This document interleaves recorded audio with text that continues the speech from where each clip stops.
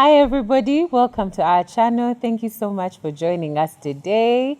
In case you have not heard of us before, my name is Patricia. I'm Irene. And I'm Claire. Together we are.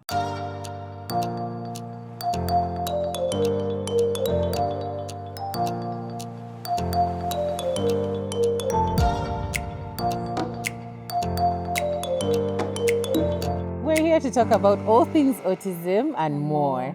And it's something that we're very passionate about. Irene and I are both mothers to sons that have autism. And Claire is our professional, our technical person, our all-knowing genius about special needs, not just autism, but special needs. And we are here today in this beautiful spot that is the Hannah Center. And Irene and Claire have been so gracious to us to invite us to this space because it's their workspace. So check it out in case you're looking for a place for your child to get therapy, to get assessments. And speaking of assessments, today we want to talk about what are those signs and symptoms, should we say? Okay, I don't want to say symptoms. Jesus Lord, what is symptoms? But what are those red flags or those signs that that make you feel like maybe your child might have autism or might be on the spectrum? So Claire, maybe you can. So just to take us back, we sort of went into defining what is autism, and we said that mainly it's going to occur along three main strands. So there's communication, secondly it's socialization, and then the third one was stereotypical repetitive behaviors. So there'll be red flags along those three strands. And we're not saying that it's only one thing. If your child has one, then automatically they're on the spectrum. Usually they'll occur together. There'll be two or three things that are indicative that this child or person is on the autism spectrum. So communication, what do we mean by that? So it's how a person speaks, how we communicate with one another. And we would expect that children by a certain age have started to speak, to say hello, and they respond, hello, how are you? I'm fine, or bye, or say mama. But maybe the child will be non-verbal and they have delayed speech. They don't begin to speak until much later than is expected. I think, Patricia, you had mentioned about your son. Do you want to just shed a little more light so that a parent out there maybe might be in a similar situation, yeah? I won't go into too much detail, but as I had said in the previous episode, my son Harvey was nonverbal, and for us this presented in such a way that he said absolutely nothing. So when I mean nonverbal, I say he did not even make sounds. If he ever made sounds, they came out as grunts and not words, not even a semblance of a word. Nothing. There was absolutely nothing. And because he was my first son, I had absolutely nothing to refer to.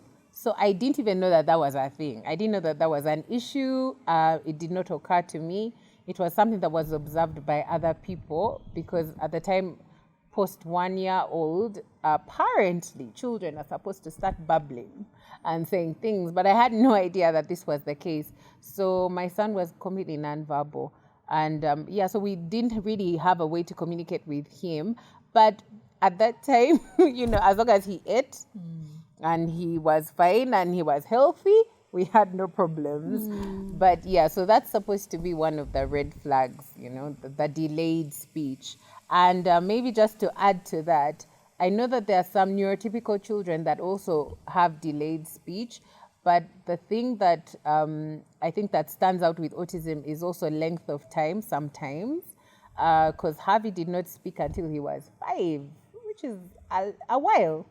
It's not the longest time we've had. There's actually longer periods.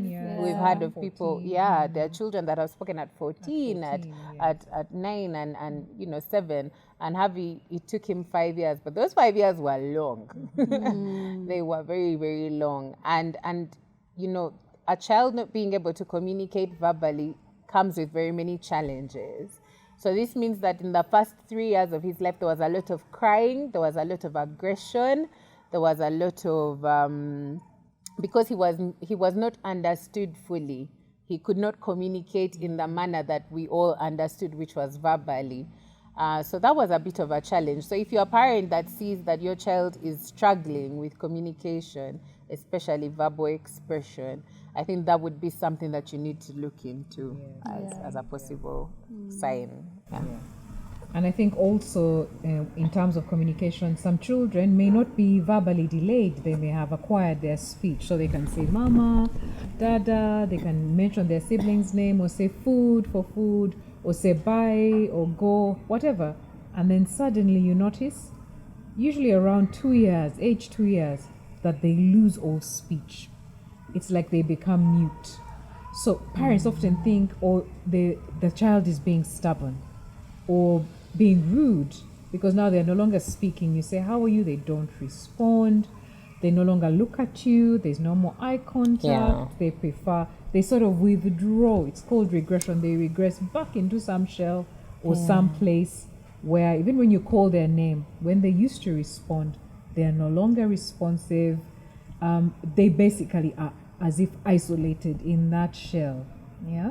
So that's another sign that can indicate that the child could be on the spectrum. Yes. Actually, it's good you mentioned that because that happened to Yona. His first word was bye. So anytime you do something to him, whether he's upset or what, he would always say bye, bye. And that time we didn't know, so we thought we are punishing him for his misbehavior. So when he would say bye, we would also say bye.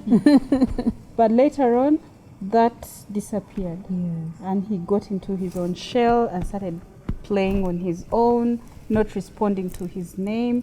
So yeah, that is also a symptom. Sign, yeah. So they don't respond, and then you're talking of play.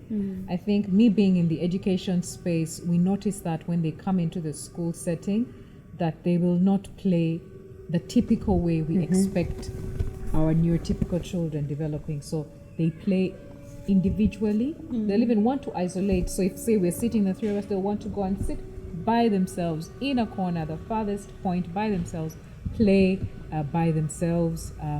And even then, the way they play with the toys isn't functional.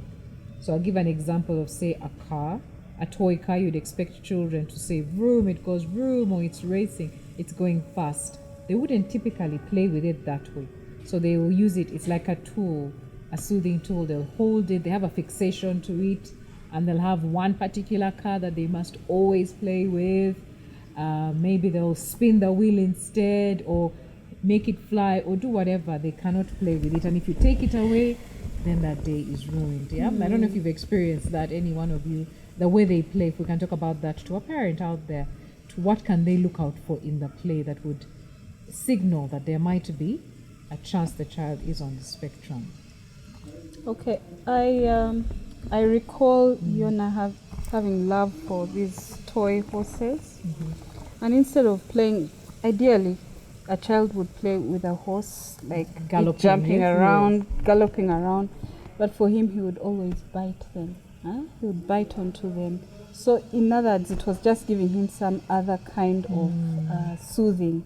He wasn't using it for what it was meant to be.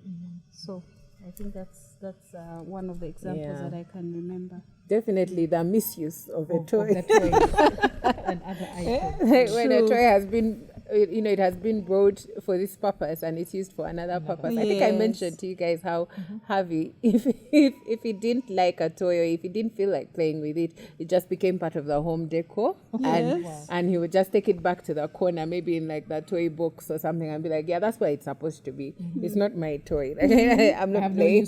I'm no use for it, so let me put it where it's supposed to be. So it was like handing him that toy was like, you're giving him a chore. Like, let him go and take it back to where it's supposed to be.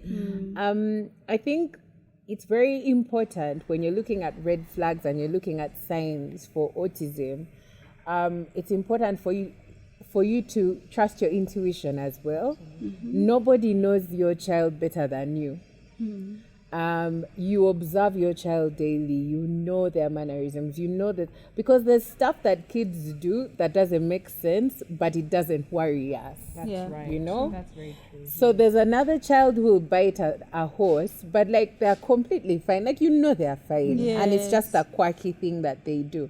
But then there's those kids that, you know, play with toys, or even in their engaging with the family members or with friends, or with, you know, there's just something a little off about the way they do their things. And I think that intuition is also another thing that you pay attention to.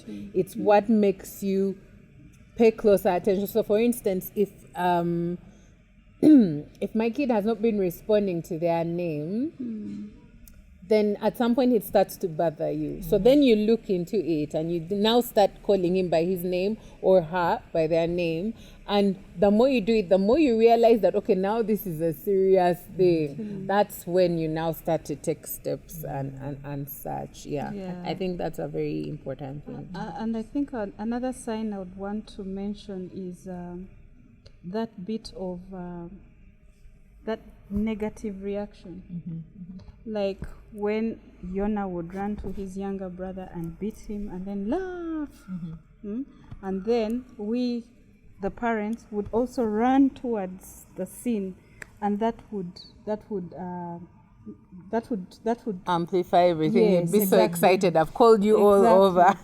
And that is what they call lighting up as a Christmas tree. So you're lighting up, your reactions are making him do it over and over. But with therapy, you train them to do it in reverse order. Like if they do something good, that is when you should light up as a Christmas tree. And when they do something negative, you do not react. So we ignore the bad behavior, Yes. but we celebrate the good stuff. What we are wanting to. What we want them to repeat. Yeah. Which is not easy. Yes. I think instinctually, you, an African as an parent, African yes. parent, you're seeing your kid doing something off, and straight away run. to ignore it takes another level of self-control. But and I think that's advice, by the way, to even neurotypical parents of neurotypical children. Yes, yes. It's something that you learn as you, like, after these years. After these years of dealing with our children who have autism, you actually realize that we've learned some parenting skills that can now be transferred even to the neurotypical children, because these are humans. It's not even that anything that you ever learn from us or ever hear on here is not, yes, it helps a lot with the children that have autism or the people that have autism and special needs, but it's actually also transferable and useful for the children that are also neurotypical. Because I think about it, and I think about so many things that as a child, if someone had told me, if someone had ignored, I probably also wouldn't have gotten certain, like, bad habits. Like, I'd have also been like, you know what, no one cares about this, so why am I also here?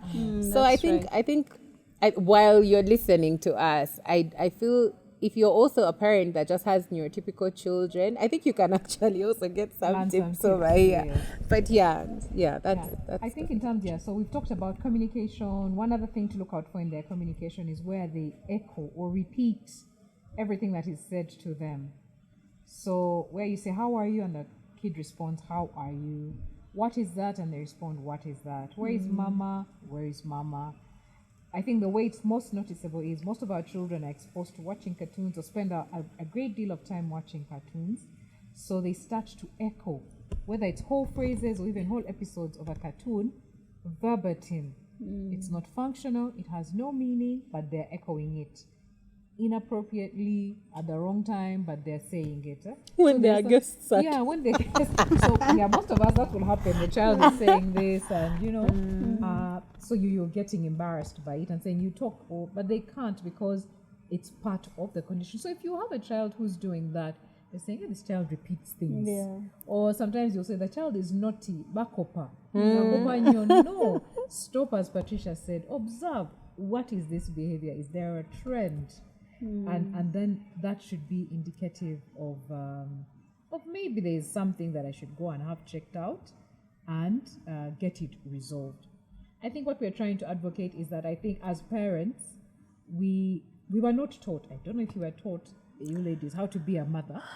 I don't think anyone is. taught You how learn to on be the you learn on the job. So we assume that I'm going to go through pregnancy, or we're going to get pregnant, we'll have a child, we'll put the child there. As Patricia said, you feed them, clothe them. They're not wet, they are clean, everything is there. They will So it should be grow. fine. Yeah. I think whether you have a child with special needs or not, we need to be observant to what are they developing. Educate ourselves. What milestones should they be achieving? Not to put yourself under too much pressure, but to have a rough idea. They should be doing this. They'll be. We just know at age 3 they go to kindergarten.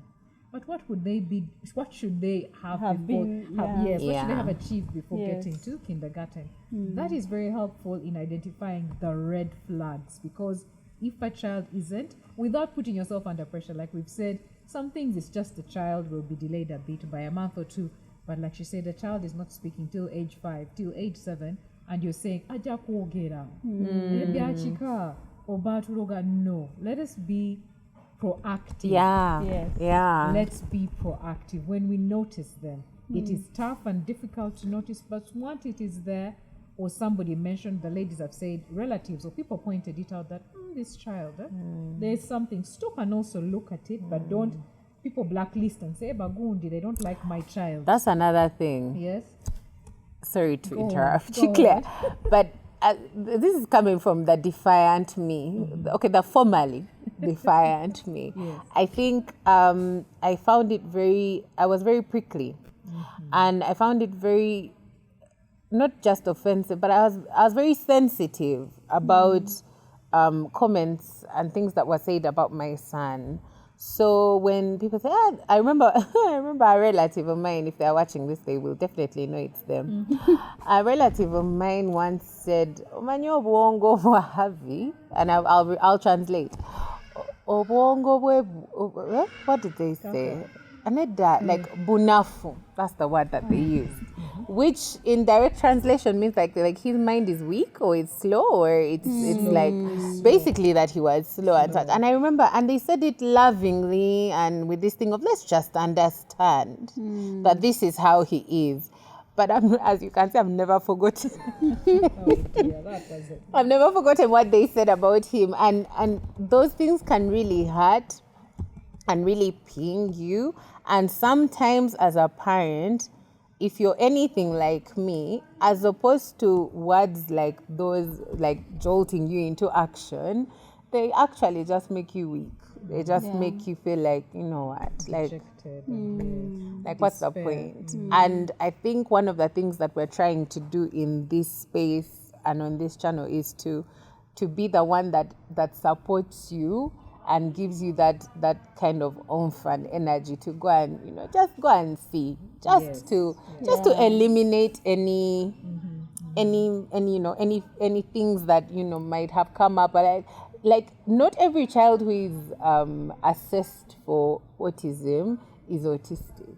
Like, not all the assessments end up with a positive result, like, your child has autism.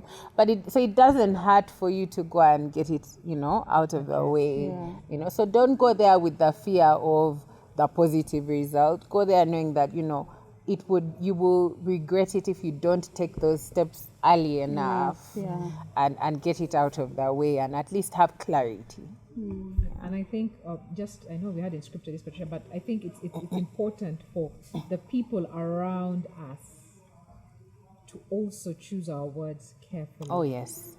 If you notice something about a friend's child, a relative's child, I think use wisdom and grace and discretion in the way you speak about it. So don't say, your child has autism. That's quite shocking. Yeah. Especially when you're hearing it for the first time. And last time we tried to address the myths that come with it, that people still have around it. I think there's a way to address it, or if not, find a way or somebody who can reach that person better to tell them, there's a likelihood, let's do this and this and this. And I think now we'd want to talk about what do you do then? You're the parent who's noticed, my child is slightly acting a little bit different. What should we then do? the ladies have talked about assessments, therapies, and there can be a barrage of information. You get your head stuck. You think, what do I do first? Information overload. We would like to construct a sort of kind of pathway. What would you do? What would be the ideal steps that you should take once you get the feeling or you think this is happening? What would ideally somebody out there do? Yes? So ladies, let's get into that. What did you do? So Harvey, Yona, you people have said it to you, an auntie has come, or people have, you've also noticed these things. Eh? Yeah. Where did you go? What should somebody do? Before Irene tells us, I just want you guys to know that Irene found out 15 years ago that her kid had autism, and I found out 8 years ago, but see how different. It's really embarrassing, but please go ahead. Yeah, so, well, for us, when we noticed those signs that we've been talking about, we first of all went to the child's ped, and the child's pediatrician referred us to a neuropediatrician. So, as the diagnosis went along, the doctor kept on asking various questions about the milestones. Like you remember, Claire, you had mentioned, be observant at this age. Are they doing this? Are they doing the other? So the doctor asked those questions from birth to where he was then, because at that time I think he was 2 years. So he asked those questions. Then he also asked about whether he responds to his name, whether he plays with other children, or his type of play, what is it? Among many other questions. Basically touching on the social aspects of things that a child that age should be doing. But in addition to that, he also observed the child. Like, you just be in a room with a child and observe their behavior, call on their name, and maybe try and talk to them and see how they respond. And it is from there that we were given the diagnosis of autism. Now, after that, of course, that was the first time I had heard of the word autism. This is 15 years ago. Yeah. And you can imagine how things were back then. Yes. There was very limited information back then. But we started out with therapy because he advised me to go for therapy in Mulago. At that time, there were some speech therapists being trained then. So basically, I'll not go into the detail of what we went through. But one day we shall. Yes. But basically, therapy is seeing how to help this child unlearn certain behaviors and learn other behaviors with love, with acceptance, and bringing out more of the positives and shutting down more of the negatives. So it's a step-by-step process. You have to set goals for your child, and you're not going to think that the child is going to be speaking overnight or playing with his friends overnight. You have to be patient, and you have to take little steps. Those little steps would lead to something greater. I'll say even up to today at 17, we're still setting goals for Yona. But if I look back and look at where we are now, I see there's been a lot of benefits out of it. Yeah. Wow. So nice. No, if you see Yona, he's a testimony. He really is. It's amazing what you've done. Yeah, you've really done well. My story is different. Like I said earlier, I was a bit defiant back in that day. So what happened was the first person that maybe hinted on the fact that there could be something wrong was my aunt. And I've shared this story so many times. She gave me like a whole list of things, and I was like, what's this? But the first thing we did was we took him for a hearing test because he wasn't responding to his name. So I remember that time the people around him were like, listen, we call him, it's like he doesn't hear us, or he hears us and he looks away and he doesn't come to us, or it's like he's ignoring us. It's like he just doesn't want to hear us. And yet there are certain things we say that he responds to. So clearly maybe sometimes he hears us, maybe sometimes he doesn't. So we thought maybe he had a problem with his hearing. when we took him for a hearing test, he hears perfectly well. And the ladies at the test place, because I don't remember what it's called, they told us, maybe there's something else. Maybe it's something neurological. What? I was like, you're joking. They're like, maybe you should go see a pediatrician. And I was like, you're joking. Let's use another. We had already listed like remedies that we were going to use, and the first was the test. Now that he can hear, let's take him to school. Because he's the firstborn, he's a boy. Boys take longer to learn things and what. So we took him to school so he could get friends, and maybe the friends would inspire him to speak. So we took him to school, completely ignored the advice of the ladies, bless their hearts. Did not take him to see a neuropediatrician. So we go to school. When we go to school, even while interim, like by that I mean other interactions that he was having, maybe if he fell ill or something, another pediatrician, I remember somewhere in town, said to us, I think this child might actually just have autism. And I said, no, goodbye. So, and this is, you guys need to understand. I'm being honest because I know that there are parents out there who are just like me. Thank you, Patricia. Or what, like I was, not me now. But anyway, I really relate with that parent. So when we took him to school, after some time, I think the teachers realized that, okay, this is one of those parents that we're going to have to break this down like very, very carefully, because clearly she's very sensitive. And I remember he had a very, very nice teacher called Sarah. I don't remember her other name, but she taught at the Hungry Caterpillar. And she sat down with me and she said, listen, we love Harvey. He's amazing. He's a happy child. First of all, in the first few, but we won't go into the whole school thing because it's such a long story. But she said he's a happy child, he's wonderful, but there is something else. We need to get him, at the very least, a speech and language therapist. So I said, okay, speech and language therapist doesn't sound bad because you haven't used the word autism. Yes. So we got the speech and language therapist. And what most therapists will do is they'll assess a child because, and a good therapist will first do an assessment, because they need to know what the challenges can do, what they can't do, and prepare a plan for that. So we did that, and the therapist then said, but I need a meeting with you. I said, these things of meeting, personal, what? Let's just change the school. But guys, I think at this point it had been, when you're trying to avoid something so much, but it is really in your face. And these people had done it so kindly. So at this point, we just had to deal with what was in front of us. And I remember the person that assessed Harvey was actually a speech and language pathologist. It wasn't a doctor. And they used some references that Claire will bring up. When they do the reports, there's those, and that's what legitimizes the assessment actually. So this is when you realize that there's a vast number of people, that professionals that can actually assess for autism. So Harvey wasn't assessed by a pediatrician. He was assessed by an SLT or SLP.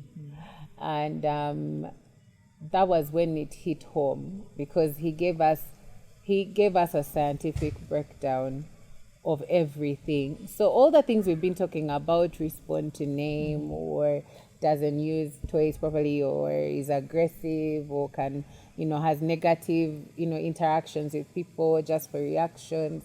It's not the singular thing. There are certain things coming together, different aspects. So if there's like a checklist, you're looking at like maybe 8 out of 10 or 7 out of 10. That's when you know that, okay, there's an issue. Okay. So I think it's very important, coming from both of you, and also me sitting in the education space and doing therapy and working with children on the spectrum. I think as a parent, as a caregiver out there, even before you go to get the child tested, deal with yourself. Yes, definitely. Manage yourself your expectations. If it's difficult for you, find a friend. Get a support system. Or the child cannot, their hands are weak, their body is weak. At least put them in some form of therapy to get them stronger. As Patricia has said, you don't even have to go to the doctor. If it's threatening for you as the parent or caregiver that I'm going to go to the doctor's office, they're going to do all this barrage of tests. Meanwhile, remember, there's no blood test that they do. There's no scan that they do that says this brain. No. It is that checklist. Those various checklists, and there are many on the market. But like she said, if you have a certain score on that checklist, the child is on the spectrum. It just varies. Where is the severity? Is it the communication that is the most significant, the speech impediment, or is it the behavior, or is it the mannerisms? Is it that socialization and that is most severe? So you start there. Because after getting that diagnosis, you're not now going to sit with it and say, oh, I have malaria, but I'm going to drink, do they drink mululuza and it will go? Or I have a judge who has herbs, it's going to go. It will not go. Find a therapist. Put the child in therapy.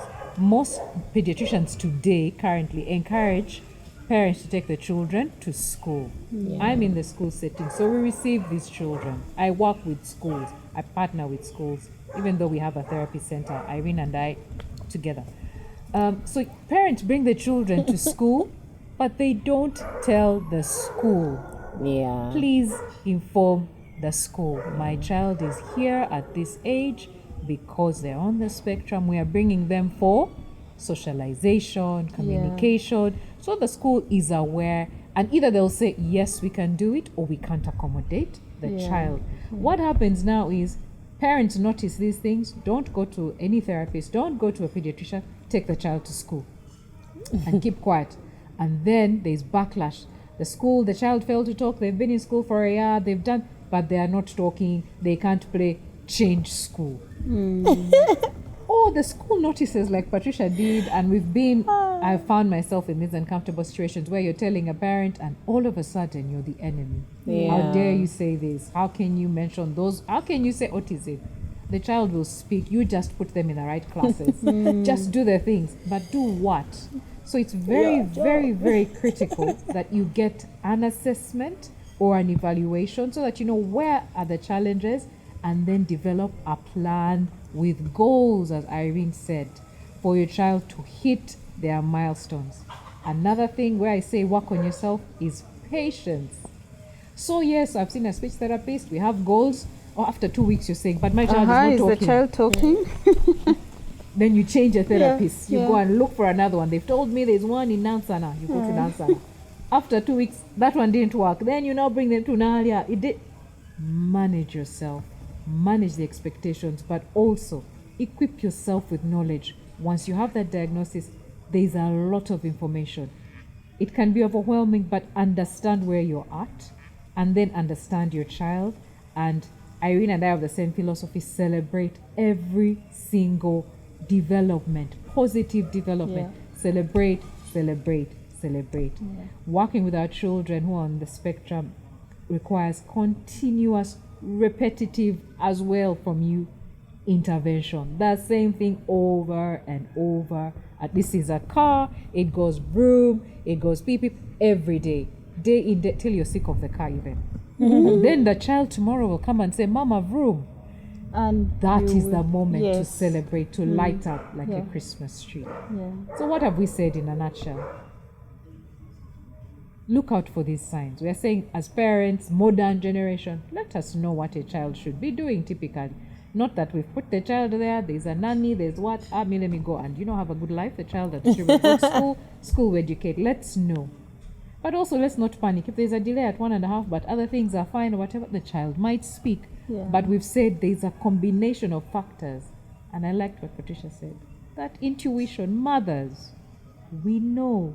We are 90% of the time with the children. Listen to that voice and then act. Find a therapist.